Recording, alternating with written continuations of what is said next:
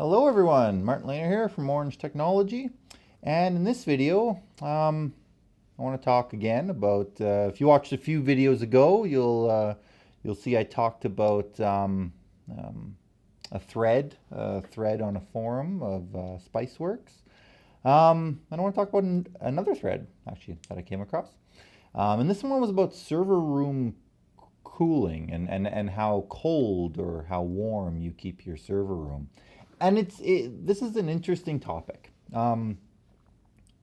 Before we get into that, talking about that and talking about the discussion that was taking place, what I will say is that as a technology professional, you really need to test things out for yourself in general. Um, it doesn't matter if you're looking at firewalls, antivirus solutions, whatever. In this particular field, and I would actually argue this is true in many fields, but in this particular field, you really need to test out solutions. I've been doing this for many years, right? I've owned Orange Technology, which is an IT services provider, an MSP, for those in the US, for 6 years now. Okay, so I've been doing that for 6 years. Prior to that, I was also in the technology field. I was actually working primarily with in the cellular industry, so cellular phones. Um, Even back when there weren't smartphones, right? So there used to be a time when there weren't smartphones, when there wasn't internet on phones, when phones were just for making phone calls and sending text messages, right? Flip phones, shoe phones, we called them because they came in a shoebox. Um, yeah, so pretty much on and off for my entire adult life, I've been working in the technology field. And one thing has remained true throughout all those years, and that is that you really need to test things out. Just because you are told something should work a certain way, just because you are told if something's written that it should work a certain way, does not mean it actually does. Um,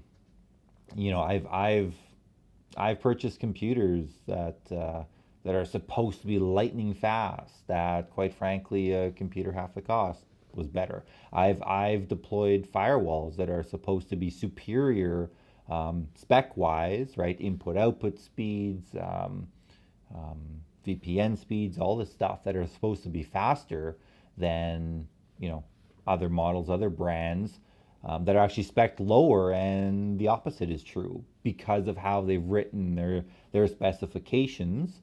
Um, you know, you also have to remember that is marketing is a way to get you to buy things. It's not necessarily, when you think of marketing, you probably think of letting everybody know what your product can do.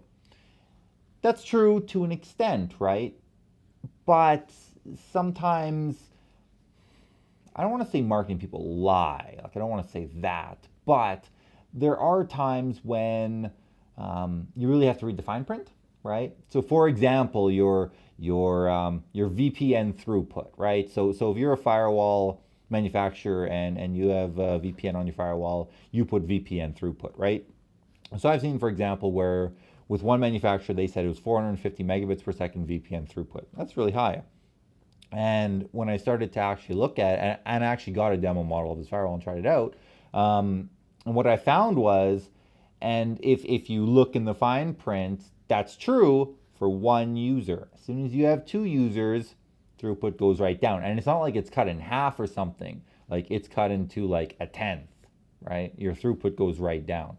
Because there's some bonding that happens for the one user. It's a little bit complex, but there is a reason, because I actually went and asked, and I got the answer, the actual explanation.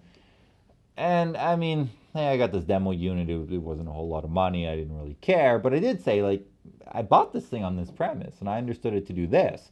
They said, oh well, right? So these are important things. You really need to test things out for yourself. Do not rely on what manufacturers tell you. Do not rely even on what others tell you. You need to test things out because your environment may not be the same as someone else's, right?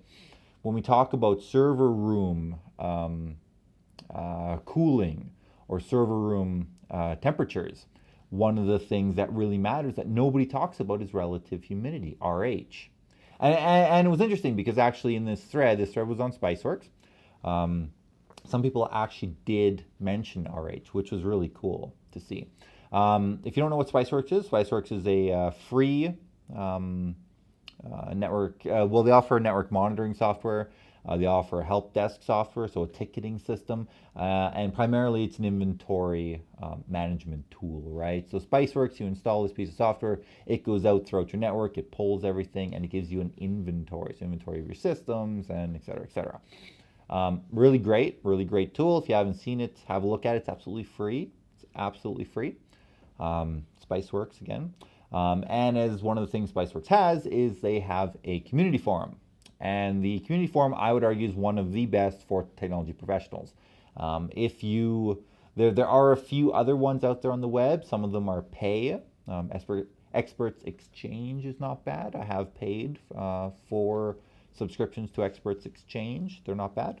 But in general, Spiceworks is probably the best, right?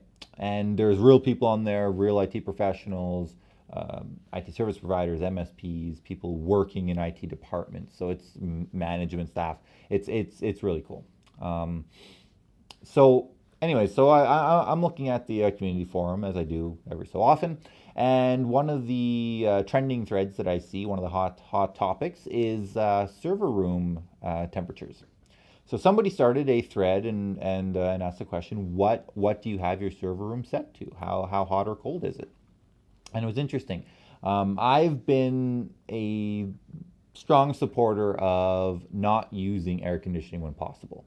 For those of you in areas where electricity is really dirt cheap, air conditioning doesn't really cost that much, right?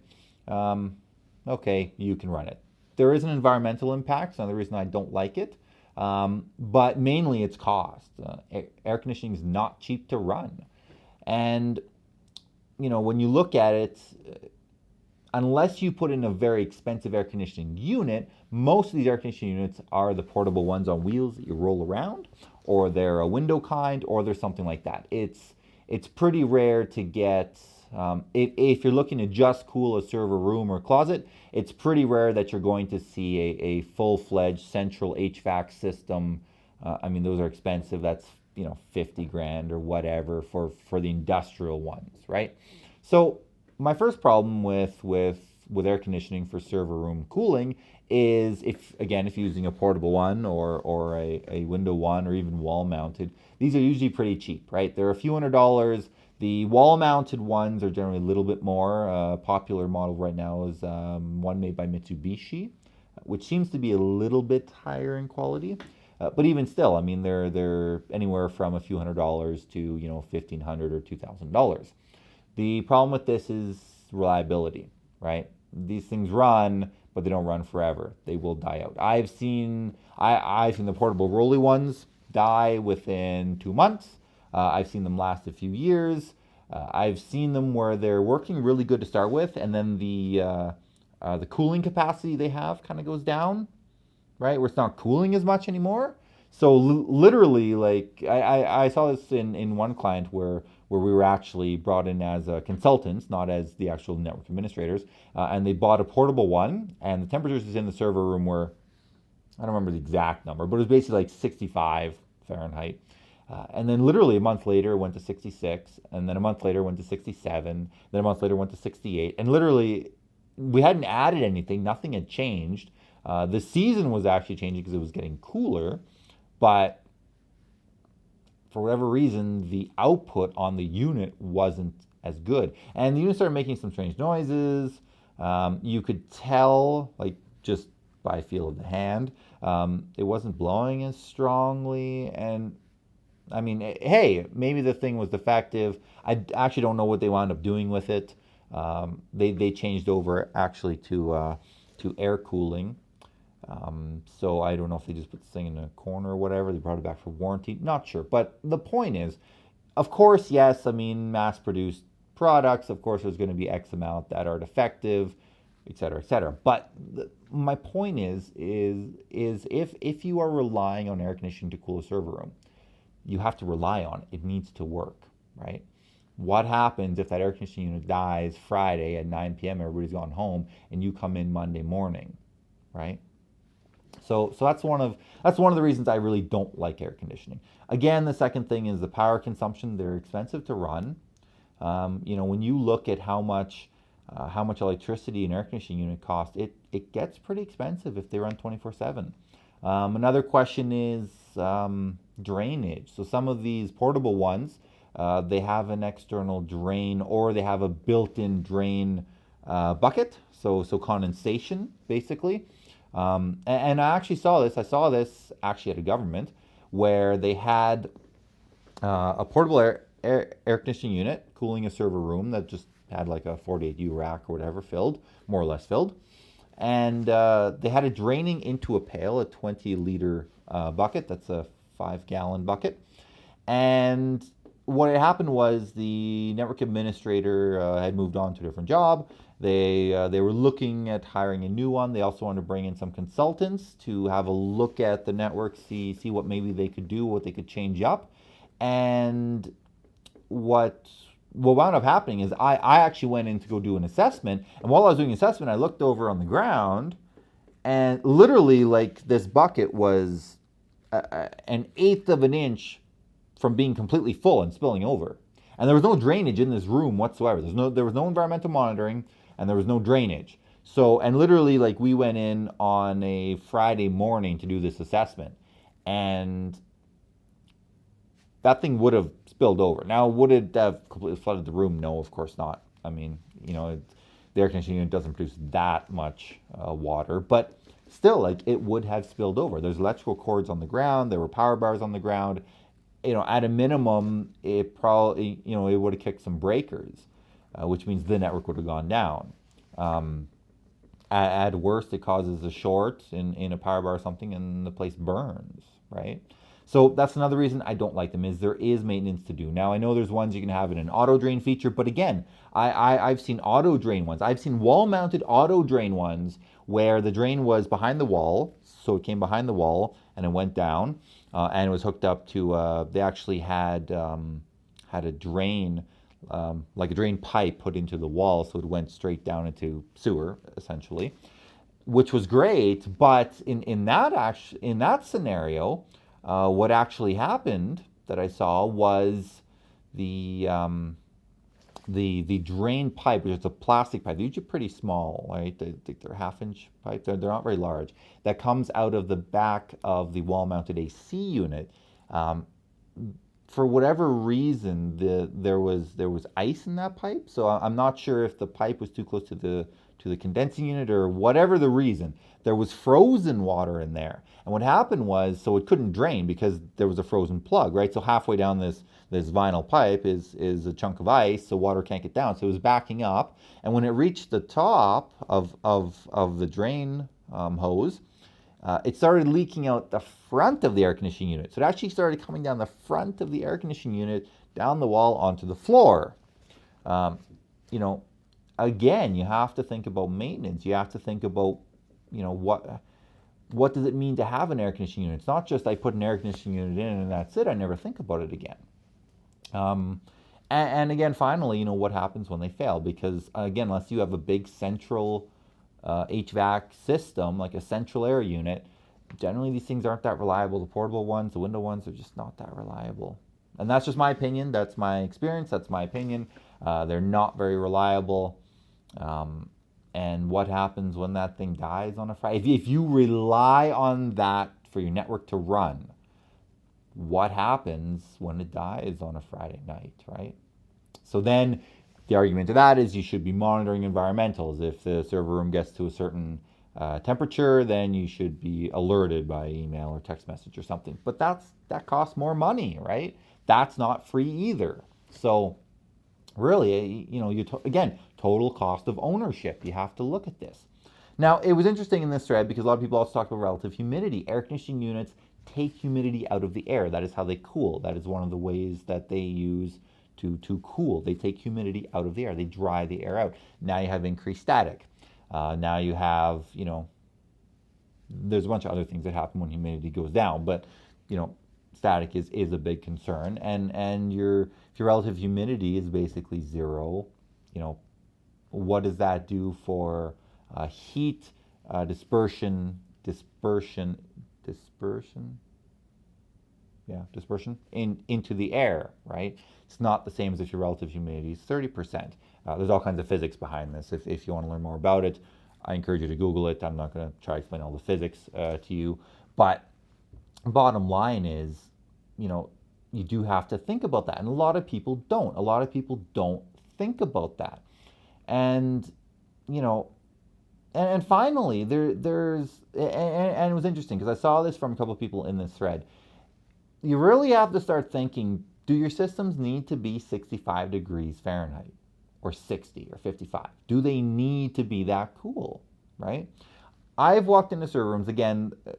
So I live here, up here in Whitehorse in the Yukon territory. That's in northern Canada. We are on the Canadian side of Alaska, for those of you that don't know. Our winters are pretty cold. Our summers are pretty warm, actually. Like we'll get 80, 90 degree weather. I have seen it upwards of like 100 degrees Fahrenheit, so over 40 degrees Celsius. I have seen that up here. The sun is extremely hot. We have something called midnight sun, where literally on June 21st, it doesn't ever get dark. It'll get kind of duskish, but it never actually gets pitch black dark. And that lasts, you know, more or less the whole summer. Comparatively, in the winter, on December 31st, literally we get like 4 hours of daylight. So that's the other extreme.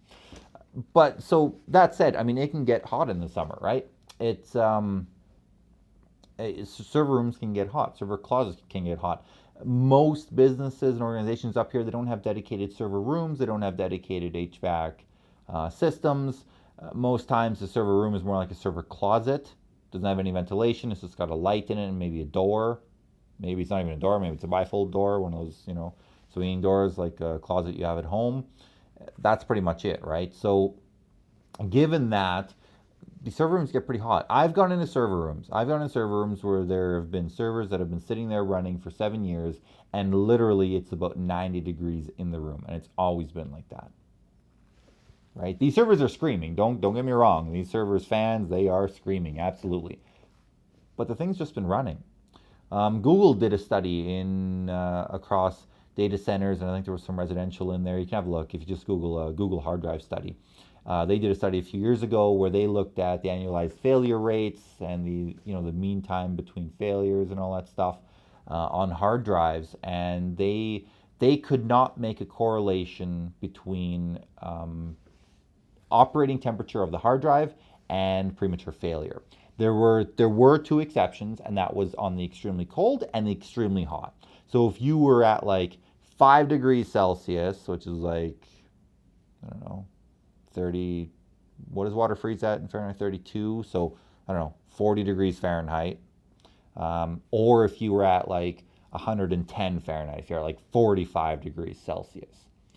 At those two extremes, premature failure increased. But everything in the middle, everything from 65 degrees Fahrenheit to 85 Fahrenheit, right? Everything in the middle there didn't seem to make much of a difference, right? It did not make any difference. There were marginal changes, but again, I mean, is that because of heat and temperature, or is that because just luck of the draw on those particular hard drives and the defects that they got out of the factory, right? So, that's, again, a lot of people will tell you when you take professional courses, if you take a degree in IT, not that I'm suggesting you ever take a degree in IT, but if you do, you will get taught, 64 degrees Fahrenheit. I've seen 64 degrees Fahrenheit in a few courses, right? And you're just told that's the number. That's the number you need to reach. I would argue why? Why do you? Again, I have seen a network that's running for 7 years at 90 degrees, and again, a lot of people will tell me, well, that's just luck. That is completely lucky. I can't believe you would take that risk. But again, I've seen this in the real world. I've seen this time and time and time again in the real world where I can't attribute failures to heat, or I've seen systems running that one would think is too hot, but they're still running and they haven't had a failure, right? Um, Quite frankly, when I've seen hard drive failures, it's been very quick, right? Like it's within a few months of putting them in because of some kind of defect. I mean, I've seen computers fail. Don't get me wrong, but I've never been in a circumstance where I've been able to, reasonably attribute the failure to the operating temperature that the system was subjected to. I just haven't, right? And all these people that'll tell you you must have 65 degrees Fahrenheit. You have to be at that. Why? Like, and I mean, this is something also where we need to think on a bigger scale, right? In the United States of America and Canada and Western Europe, well, even Western Europe, I'd argue a little bit, but in the United States, in Canada, we can buy these portable air conditioning units, we can plug them in, and we can keep things cold, right? That's not a big deal. But I mean, think about this, right? The United States has a population of somewhere around 400 million. Canada's got a population of about 40 million. Let's round that up, 500 million people, okay? 500 million people in Canada and the United States. There are, I don't even know how many is it, 7, 8 billion people on the planet? Think about that. 7, 8 billion people on the planet, 500 million here in North America, in Canada and the US, right? So given that, do you think that the manufacturers that manufacture this, server equipment, switching equipment, all this stuff, first of all, do you think their only markets are Canada and the US? No, absolutely not. The majority of the population of the world does not live here. Second, do you think that they manufacture their equipment to run with the expectation of air conditioning and 64 degrees Fahrenheit consistently? I mean, think about this. Think about this, guys. Do you really think that these manufacturers are building their equipment with that in mind? Even if everybody in Canada and the US that's using computer technology infrastructure, even if every single one would go out and buy air conditioning and have, exactly 64 degrees in their equipment locations, which I would argue, I would argue probably half of these server closets or server rooms in our countries don't have AC and are probably too hot, right? That's what I would argue. But even if everybody did, it's not even half the world's population. It's not even a quarter of the world's population, right? I mean, what do you think people in India do? What do you think people in China do, right? I mean, go to places on the planet where you can't just go and buy a portable air conditioning unit and plug it in. I mean, India has a power problem, right? A consistent power is not available in India. Everybody has a gas electric generator for when the power goes out, because it goes out like once a day for a little while, right? I mean, Google it. Google power in India and read up on it. It's we here in Canada and the United States, we are used to power that's reliable. We are used to power that just runs, right? I mean, even in my area, we have more outages here than others experience in, let's say, more metropolitan areas. Our grid is not as complex as it is in other areas. So when there's a substation that goes down or transformer blows or something, we don't necessarily have that ability to reroute power from a different way, right? So again, power, right? What happens to your air conditioning unit when the power goes out, right? Do you have a big dedicated battery backup just for your air conditioning unit? I'd argue most people probably don't. So, and again, look around the rest of the world, right? Do you think in China, everybody that has IT infrastructure, technology infrastructure, has access to air conditioning? No. I mean, there's so many people there. The amount of electricity required on the grid just for air conditioning, just for cooling, would be astronomical, right?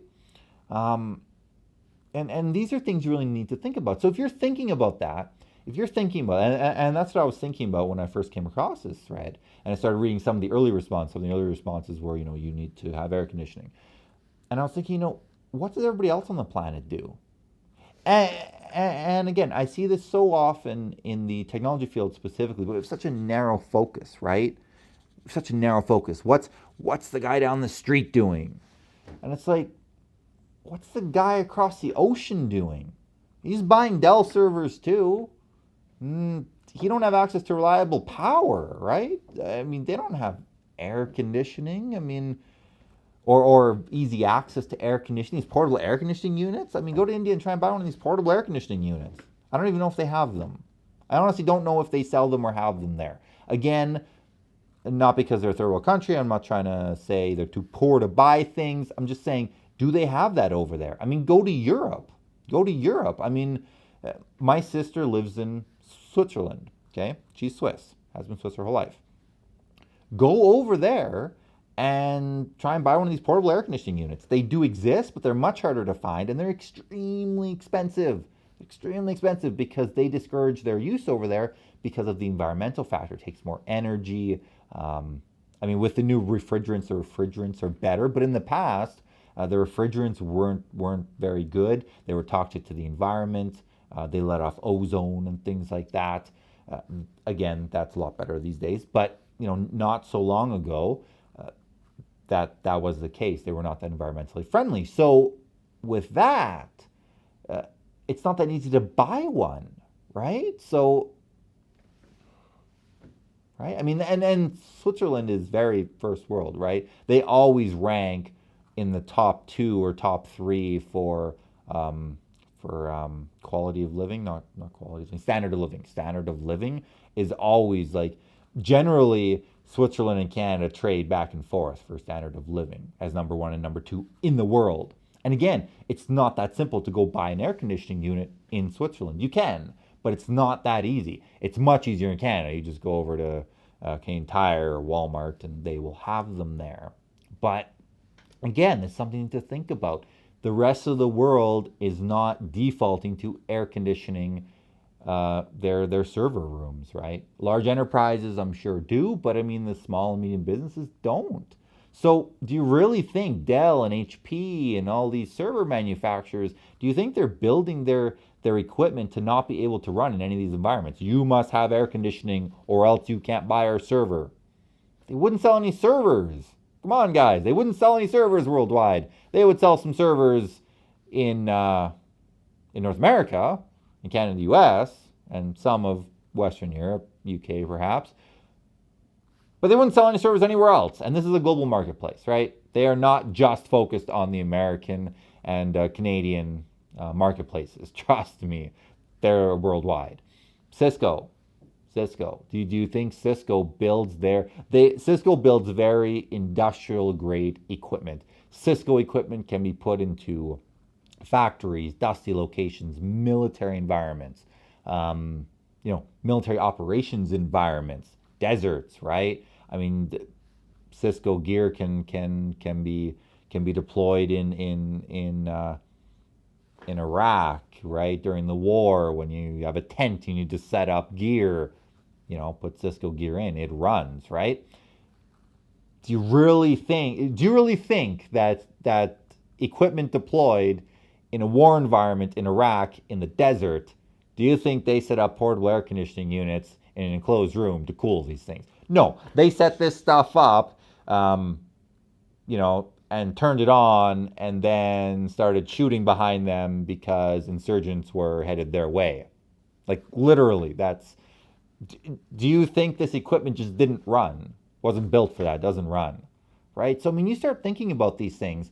And again, as I said at the beginning of this video, you need to test things yourself, right? You need to try it out. What does it look like? How does it work, right? I would argue, and again, I didn't set up a server closet and purposely bring it to 90 degrees to see what would happen. I walked into these environments where potential clients, and some who are now clients, where they had this kind of setup. I didn't build it. That's how it was, and it was running, right? And if I would have gone and said, hey, you need air conditioning, they'd go, why? I've had a failure in 7 years. And of course, I mean, I can make that argument that you're just lucky, blah, blah, blah. But again, do you need it, right? Do you need it? And that's something you really need to think about. And you need to really, you need to consider the pros, the cons. You need to consider, again, if you have 8 servers running and they're just air cooled, and if your risk factor, let's say you do an assessment analysis and you determine that the risk factor of premature failure might happen on 1 or 2 servers, how much are those servers worth, right? What's the downtime worth? You have backups. I'm going to assume you have backups running.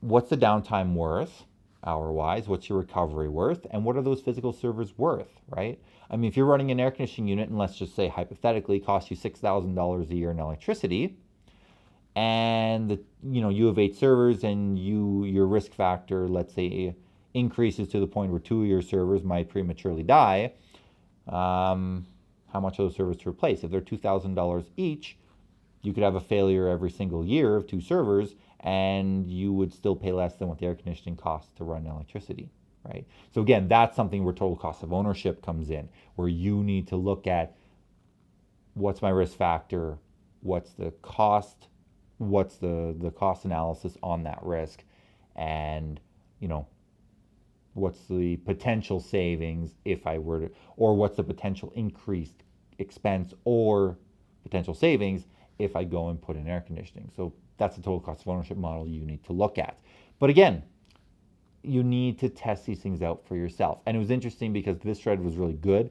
There was another thread where people were talking about password and password complexity, and I have a video about that. That one, I just had to shake my head at that one. But this one was really good because people started talking about things like relative humidity. No one talks about relative humidity. Everybody talks about the temperature. Nobody talks about relative humidity, right? If you have gone through an IT course at a university, college, whatever, and they talk about relative humidity in the server room, send me an email because I want to hear from you. And I will do a video about that because I have not seen any course or anything where anybody talks about relative humidity. They all talk about the temperature. They don't talk about RH.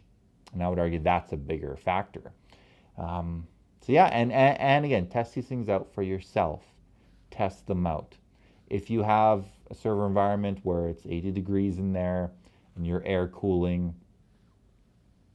does everything seem stable? What is your risk factor? If this thing dies, what's your plan? What does this cost to replace? What is the cost of air conditioning? What will that do to relative humidity? What's my risk on that? These are all things you need to look at. You can't just arbitrarily go, oh, it should be 64 degrees. I need an air conditioning unit. That's it, I'm done. There's more to it than that. And as a technology professional, if you want to be good in this field, if you want to be well respected, if you want to be a true expert, you need to look at all these factors. You can't just say, oh, I need air conditioning. I want to be at 64 degrees. That's it. So yeah, that's it for this video. I will see you guys at the next one.